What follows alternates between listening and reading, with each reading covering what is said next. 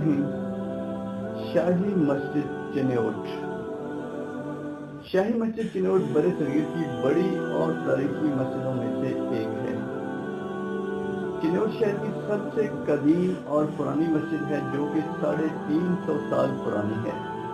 یہ مسجد بادشاہی مسجد لاہور سے بھی پہلے بنائی گئی ہے۔ شاہی مسجد جس کو جامع مسجد بھی کہا جاتا ہے، مغل بادشاہ شاہ جہاں کے وزیر سعد اللہ خان نے شاہی مسجد چنوٹ کو غالباً 1646 سے 1655 کے دوران تعمیر کروایا۔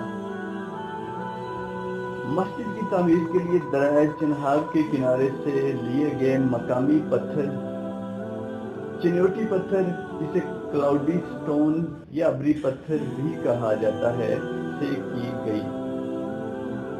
اس کے پتھروں میں بادل نما نشانات ہیں، جس کی وجہ سے اسے ابری پتھر یا سنگ سیاب بھی کہا جاتا ہے۔ اس مسجد کی خاص بات یہ ہے کہ اس کا فرش سطح زمین سے 15 فٹ 6 انچ اونچا ہے۔ مسجد کے صحن کی لمبائی اور چوڑائی 70 فٹ 5 انچ 71 فٹ 2 انچ ہے۔ مسجد کے درمیان وضو کرنے کے لیے 8 فٹ اور 6 انچ مربع حوض تعمیر کیا گیا ہے۔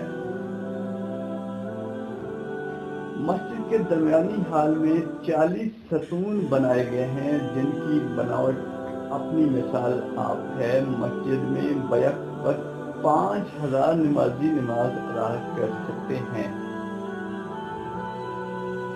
بادشاہی مسجد چنوٹ کا انداز تعمیر بادشاہی مسجد لاہور سے ملتا جلتا ہے۔ شاہی مسجد چنوٹ میں کیا گیا نقاشی کا کام قابل تعریف ہے۔ مسجد کے کونے کونے سے نقاشی کی وجہ سے خوبصورتی کی جھلک دکھائی دیتی ہے۔ مسجد کی خوبصورتی اور نقاشی کو دیکھنے کے لیے بہت سے سیاح چنوٹ کی بادشاہی مسجد کا رخ کرتے ہیں۔ شاہی مسجد چنوٹ نے چنوٹ کی خوبصورتی کو 4 چاند لگا دیے ہیں۔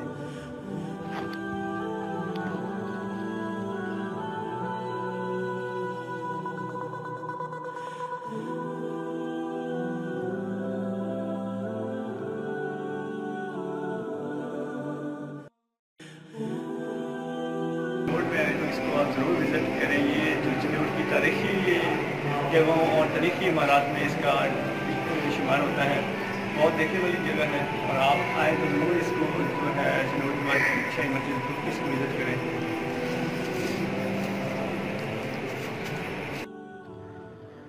مسجد کے اخراجات کا انتظام بھی مغلیہ دور سے چلا آ رہا ہے۔